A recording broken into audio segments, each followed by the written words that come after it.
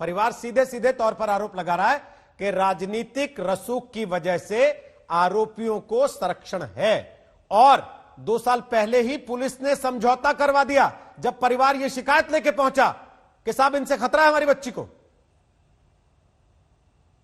बच्ची की मृत्यु हुई उसका निश्चित रूप से दुख है और कानून उस पर काम कर रहा है, परंतु ये समझौता पुलिस ने नहीं कराया। मेरे पास दोनों के एफिडेविट इस समय मेरे पास उपलब्ध है। मेरी कमिश्नर से भी बात हुई वहां पर।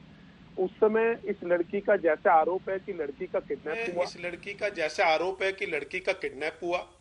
बाद में पुलिस ने तो तुझ पर कार्रवाई करते हुए अगले दिन लड़का लड़की को बरामद कर लिया था। उसके बाद जैसा लड़की का भाई भी कह रहा है कि इसके बाद इनके ऊपर कोई सामाजिक या पंचों का या राजनीतिक दबाव डला, जिसके कारण दोनों ने एफिडेविट दिया और कहा कि हम आगे पुलिस कार्रवाई नहीं चाहते। तो उस समय भी तुरंत दोनों को पुलिस ने तुरंत अरेस्ट कर लिया था। हाँ, मैं ये कहना चाहता हूं, अगर इनको ये लगता है कि उस समय इनके ऊपर किसी ने गैर वाजिब दबाव डाला था इस समझौते को करने के लिए, चाहे वो विधायक है, चाहे वो पूर्व में मंत्री रहा है, चाहे इनके दादाजी गृह मंत्री रहे हैं, इनके पिताजी भी विधायक रहे हैं, इनके चाचा जी भी चुनाव लड़े हैं, कोई कितना भी बड़ा व्यक्ति हो, अगर परिवार आज भी हमें लिखित में ये कंप्लेंट करेगा कि 2018 में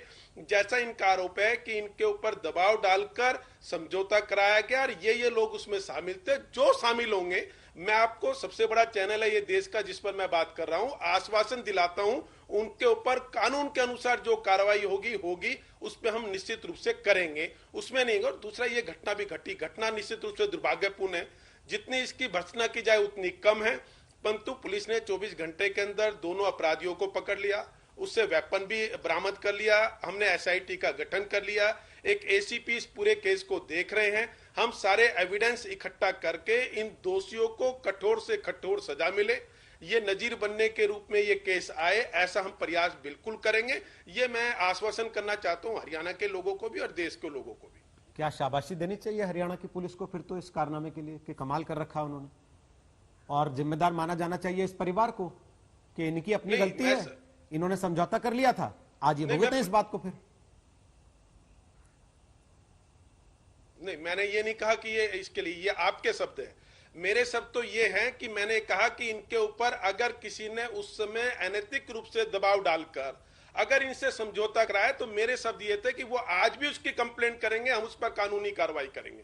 जो आपके शब्द है वो मेरे मुंह में मत डालिए। मैंने सबासी की भी बात की कि पुलिस के पास जाते हैं और उनमें समझौते होते हैं, कंप्लेंट आई तो वो किसके दबाव में होते हैं, आप इस बात को नहीं जानते क्या?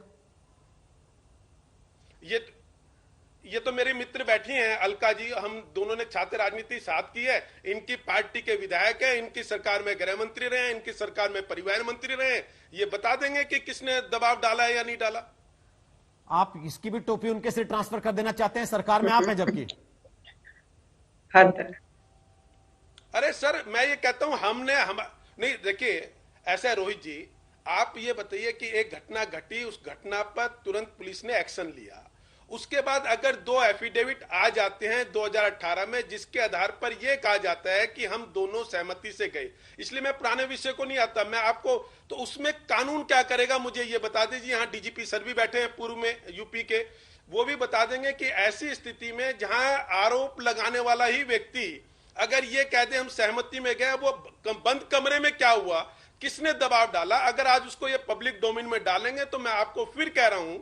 कि हम उस पर सख्त से सख्त कार्रवाई करेंगे। अगर यह प्रूव होता है कि जिन भी वो राजनीतिक नेताओं के नाम ले रहे हैं, चाहे वो किसी भी राजनीतिक पार्टी के हो, इसको मैं किसी एक पार्टी के साथ भी नहीं जोड़ रहा, जो भी इस घटना के पीछे होगा उसको सजा तक पहुंचाएंगे, ये मैं आपको वचन दे सकता हूं। आपको लगता है ये लव जिहाद का मामला है?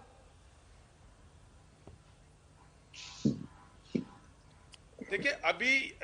एसआईटी की हमारी गठित हो गई है, उसकी रिपोर्ट आने दीजिए, दोनों अपराधियों को रिमांड पर लिया जा चुका है, उन सब पर तथ्य जो आएंगे उस तथ्य के आधार पर मैं अपना वक्तव्य दे पाऊंगा।